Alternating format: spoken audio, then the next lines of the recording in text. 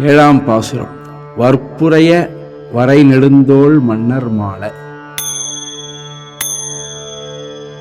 வற்புடைய வரை நெடுந்தோள் மன்னர் மாலை வடிவாய் மழு ஏந்தி உலகம் ஆண்டு வெற்புடைய நெடுங்கடலுள் தனிவேல் உய்த்த வேல் முதலா வென்றான் ஊர்விந்தம் மேய கற்புடைய மடக்கண்ணி காவல் பூண்ட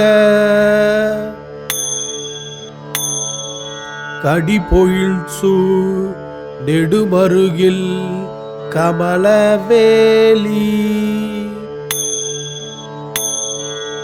வெற்புடைய மலையரையன் பணிய நின்ற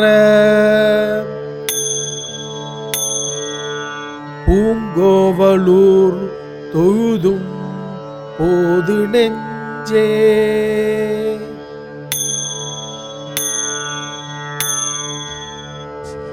வலிமையும் உறுதியும் உடைய மலையளவு உயர்ந்த தோள்களை உடைய அரசர்களின் வாழையடி வாழை குலங்கள் 21 தலைமுறைகள் அழியும்படி அழகிய மழுவை கோடாலியை ஆயுதமாக கொண்டு செய்து உலகத்தை நெடிய நீண்டகாலம் அரசாட்சி புரிந்து மலையை தனக்குள்ளே உடைய பெரிய கடலில் உயர்ந்ததான வேல் ஆயுதத்தை வீசிய முருகன் முதலான தேவர்களை வென்று சிறைப்பிடித்தவன் வாழுமிடம் திருப்பதி.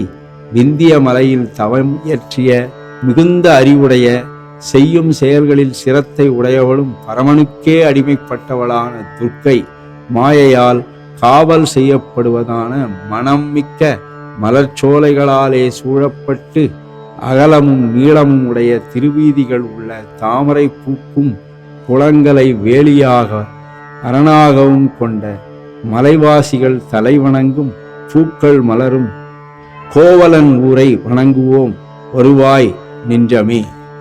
திருக்கோவலூர் அதனை அடையும் நின்றமே.